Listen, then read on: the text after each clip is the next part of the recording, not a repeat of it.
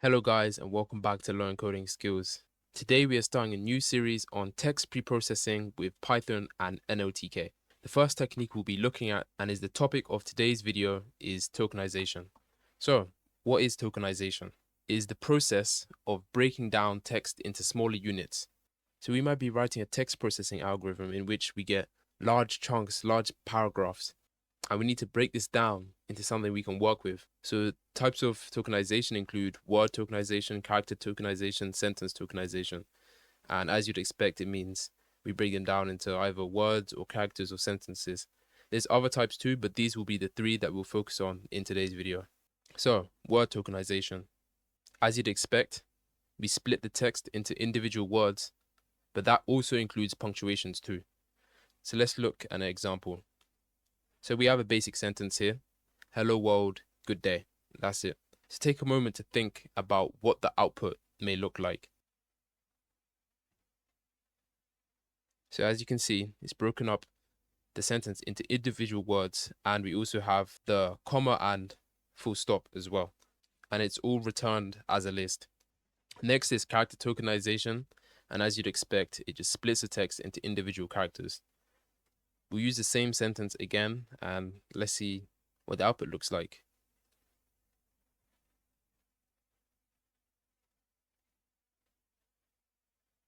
So yeah, we get all the individual characters, including the spaces too. Finally, let's look at sentence tokenization. So yeah, we split the text into sentences. We've got a different string now.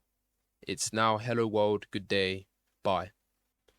So think about what the output would be. Should be fairly intuitive.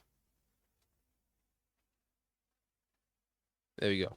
So we got hello world, good day as one sentence and bye as another one. So now I think we're ready to jump into some code.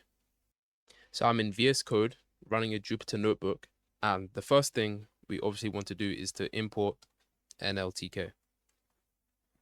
You can also do it like this, in which we import everything individually. So we could do word tokenize, and then the other things as well. But for ease, we'll just stick to importing the whole thing. Okay, so now let's get our sentences typed up. Okay, so now we're ready to hop in to some word tokenization. So this is pretty simple. It's just going to be a one-liner.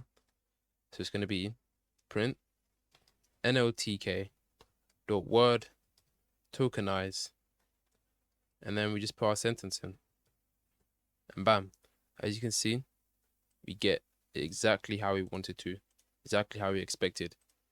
Next, we have character tokenize, and this we're going to use a slightly different approach. We do not actually need NLTK here. So what can we use instead? We can just use a list function, and we get exactly what we wanted. And it should be noted that we're using NLTK to make life easier for us. So in terms of word tokenizing, using word tokenize from NLTK, that makes life easier for us. But in the case of character tokenization, we don't need it, so there's no need. And finally, let's do sentence tokenize. So we'll use our sentences string this time. So NLTK dot sent tokenize, and then sentences, and there we go.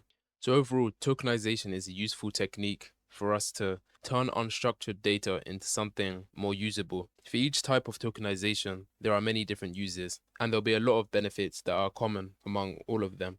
For example, word tokenization can be used in document retrieval, in which we index the words in the documents to make it more efficient for searches to be done and to get more accurate search results. So when a user enters in their query, we can match the words in the query based on the words in the documents. Character tokenization can be used in spell checking because we want to look at each individual character to make sure that the word is spelled correctly. Sentence tokenization could be used in grammar checking, for example, in which we need to check the structure of the sentence to make sure that the grammar is correct. So I hope that this video was helpful. If you have any comments, please leave them down below. If you liked the video, please drop a like and subscribe for more. Thanks for watching.